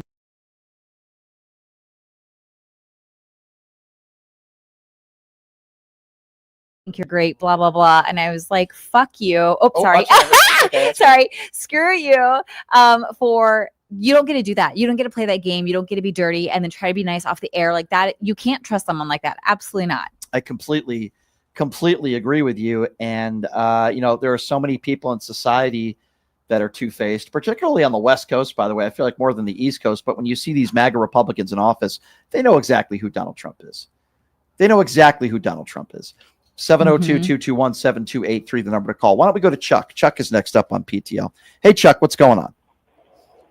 Hello? Yeah. Hey, Chuck, what's up? Yes, am I on? Yeah, go right ahead. Oh, okay. In commenting about the shutdown, to me it's kind of simple.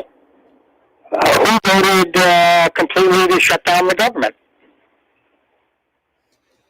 Well, I mean, obviously Republicans run the House, Republicans run the Senate, they have the White House. Now, you can make the argument that Democrats, they needed to get to 60 votes, but the reason why Democrats did not allow them to do so, even though Republicans are in charge, and this is Donald Trump's, this is on Donald Trump. The reason why they didn't do that is because, again, MAGA Republicans want to take health care away from everybody.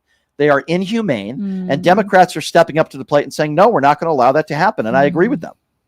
So you're suggesting that the authorization from a year ago under Biden was taking away health care from everybody? When did because all the Republicans did is they're taking what was approved in the past and saying, no, they're not. Keep it going for another 2 months. No, How are they taking away what wasn't already taken away? Sure. So what MAGA Republicans, have you seen the big and beautiful bill? Do you see what's in it, sir? Of course. Okay, so how does that compare to Joe Biden? I'm confused. Well, no. Well, the big beautiful bill is not the budget from last year. I understand that, but in the big beautiful bill that they have implemented, which passed, it will take 15 million people, at least that, off of Medicaid coverage. You're not insinuating that. So how long did it take them to debate and approve the big beautiful bill? I don't think there was much debate. They brought it in for a vote. Well, they went through normal process. Right, they went through the process, and unfortunately, but they didn't shut down the government to pass the big beautiful bill.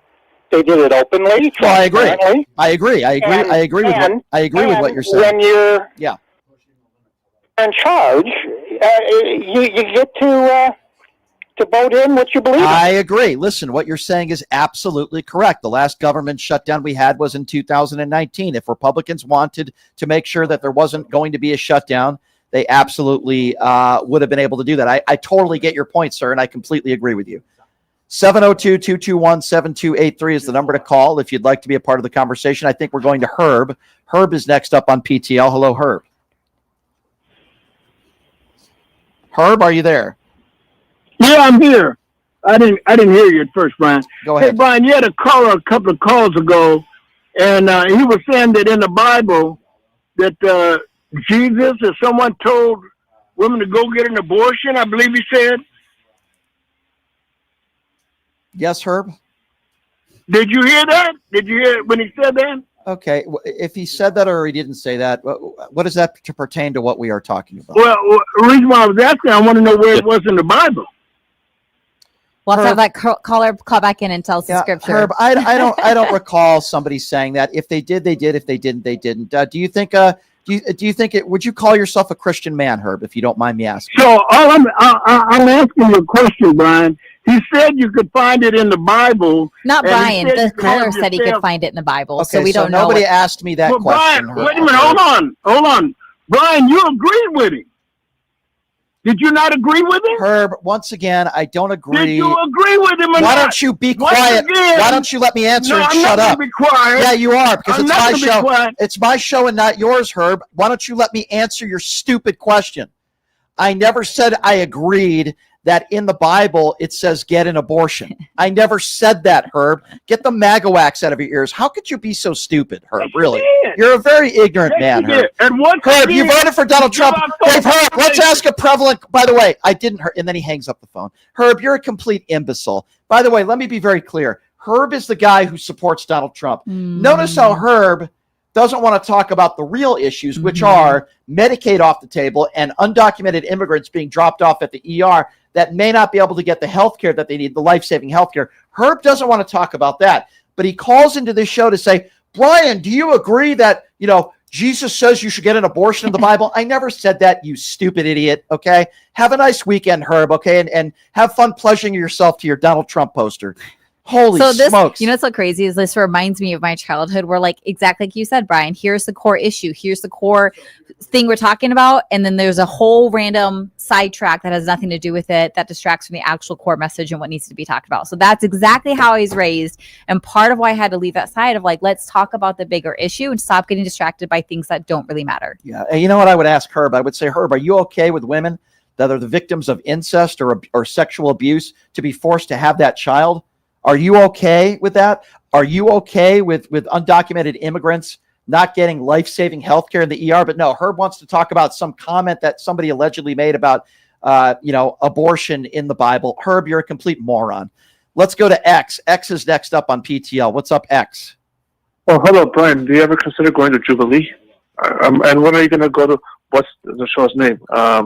Tim Pool. When are you gonna Yes, go to don't Tim have a Pool? date yet. I'm in contact with their producers. When I have a date, I will let you know. Yes, I would like to do the Jubilee show. I've also been in contact with them as well. So we have a lot of things in the works. And as soon as I get that information on when I will be doing Tim's show, Congratulations. You're I getting- will. Thank you. You're getting very famous. Thank You're you. getting very famous. Well, I'm not doing it to be famous. I'm doing it because I like to debate some of the biggest right-wing turds on the planet, and that's why I'm going to do it. I don't like Tim Pool, but I'm going to do his show because I want to debate him and I want to expose him for what he is. As far as Jubilee goes, I think it's an entertaining show. I like the fact that people could have debate, and it's kind of a circle of people that you disagree with, and you have these 10-minute, 15-minute debates. That's what I want. That's what I'm good at, I think, and that's what I enjoy to do. So, by the way, if Tim Pool decides to take I'll take my hat off on Tim Pool's show if he takes his winter hat off. That's the deal. It's pretty cool. But the thing is, every time, debating, with Jack Posobiec, who I don't like, that makes two of us. You called, during that debate and stuff like that, you got highly emotional.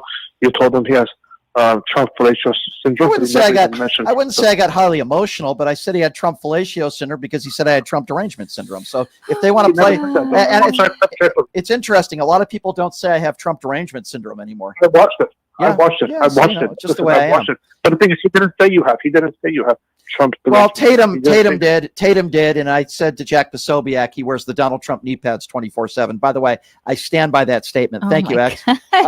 We got about 7 minutes left here, so I want to get to as many callers as I can. Why don't we go to Craig? Craig is next up on PTL. Let's try to get through these calls quick. Go ahead, Craig. Hey, Brian, good to talk to you. A couple quick things. I can't remember the pastor's name. I apologize. Former pastor. Pastor. Nicole. Yes. Yeah, hey, it's a pleasure to meet you. So anyways, I believe Jesus traveled lands quite often, and he probably did not carry papers with him. Hey, let's go. Let's go. He also believed in not having borders. Hey, come on now. Also true. Don't disrupt MAGA's peace. They don't like to admit that.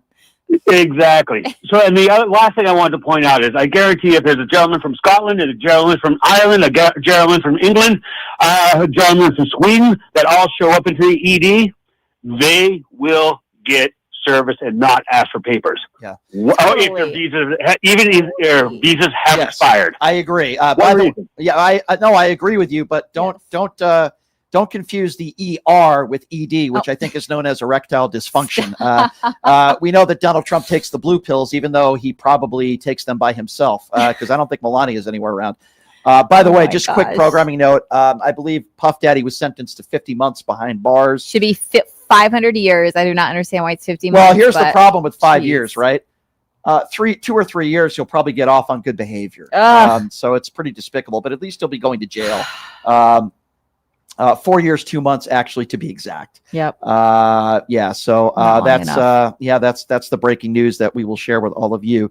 Let's go to Peter. Peter is next up on PTL. Hi, Peter. What's going on? Hi, Peter. Go right ahead. Hey, Brian. Hi, Nicole. How are you?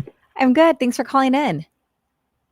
I had a question for you, Nicole. Yeah. I wanted to see, or I guess know your thoughts about how strongly so many men feel about regulating a woman's bodily autonomy, such as like pregnant and abortion. Like, what if vasectomies became mandatory? I'm sure they would want to speak for themselves, right? How do you feel about how It's a double standard. It's total hypocrisy. They want to control half the population's bodies, but throw a fit if anything was ever regulated on their body. It's insanity. If you had to name 3 men in history that you wish had a vasectomy at a very young age, who would they be? Obviously, I'd say Donald Trump for starters. So Uday and Kusei were never born. But I don't know. Like, who would you? Stephen Miller would be one. Donald Trump would be another one.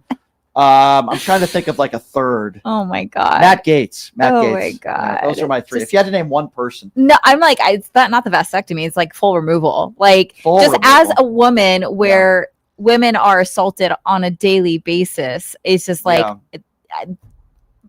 I have very strong thoughts about that. So yeah, it's a double standard for sure. I would also go with Ben Shapiro, not to be no relation to Brian Shapiro. We got to get through these calls really quick here. So let's go to Julie. Julie's next up on PTL. Hi, Julie. Hi, Julie. Go right ahead. Julie. I'm sorry, Julie. You got to be ready to go. I apologize.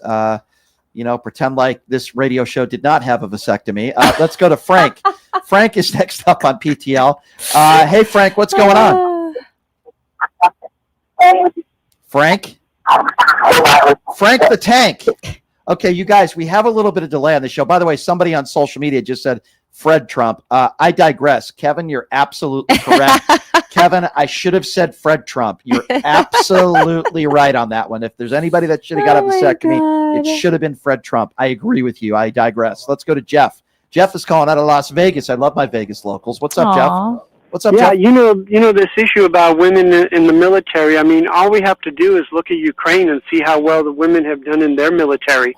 And you know when Trump had this meeting with Hegseth, and he brought all those generals in. He was trying to do like this Patton thing, the movie Patton, where he's behind the American flag. And you might want to think about this. When I saw that, the first thing that came into my mind was the Pillsbury Patton guy. Yeah, I know who you're referring to. Yes. Yeah.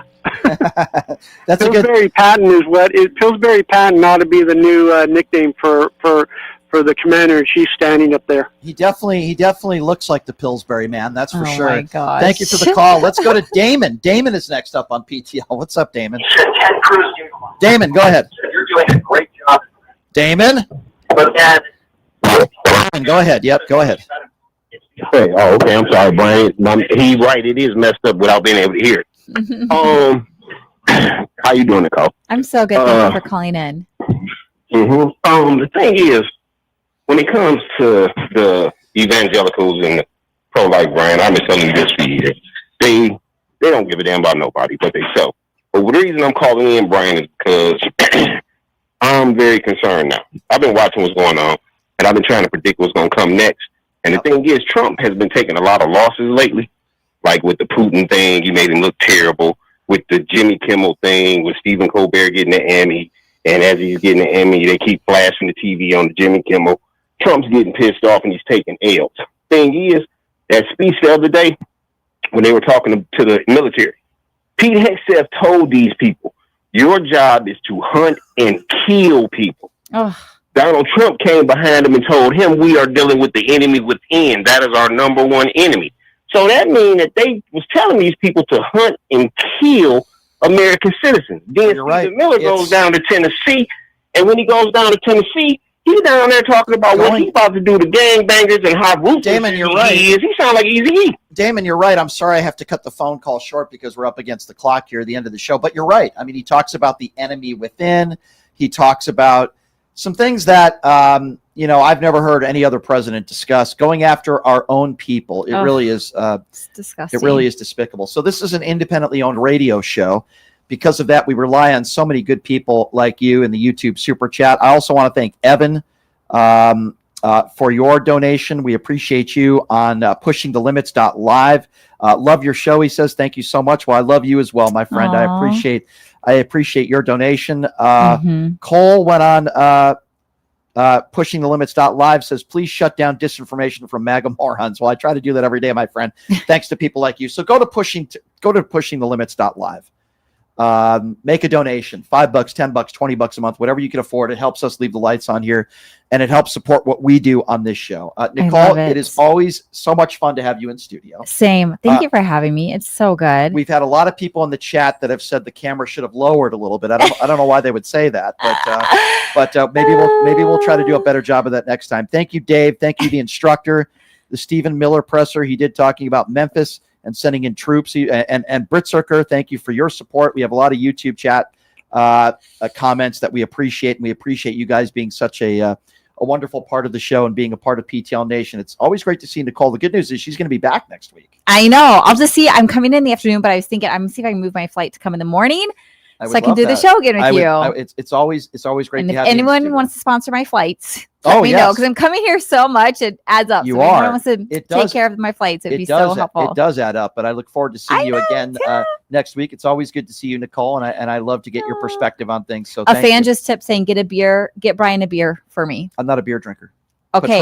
Patron. I'll get him Patron. Yeah, I'll there get him you go. Patron. That's There from you go. Adam. There you go. And I have a gift for you at the very last minute of our radio show. Is tell me when. Now. It's right now? Definitely now. Catch. Is this her underwear that she's just throwing me? This is a first. This is a first on the radio. I'm going to have her autograph it for me. That's a first, ladies and gentlemen. If I'm not going to blush, now would be the time to do so. Thank you for that souvenir, Nicole. You're welcome, Brian. I'll keep that with me. And I will keep that as a souvenir, just like the MAGA Republicans would love Donald Trump to throw his diaper at them. That's mine. Thank you very much, everybody. Thank you, Nicole, for the gift. welcome. That's the Thanks, best everyone. gift she's ever given. It's much better than a Starbucks gift certificate. Thanks for joining us, everybody. We will see you back on Monday. Have a great day, everybody. Bye, everyone. Hey, everybody. Are you struggling to find a pizza place that reminds you of Brooklyn?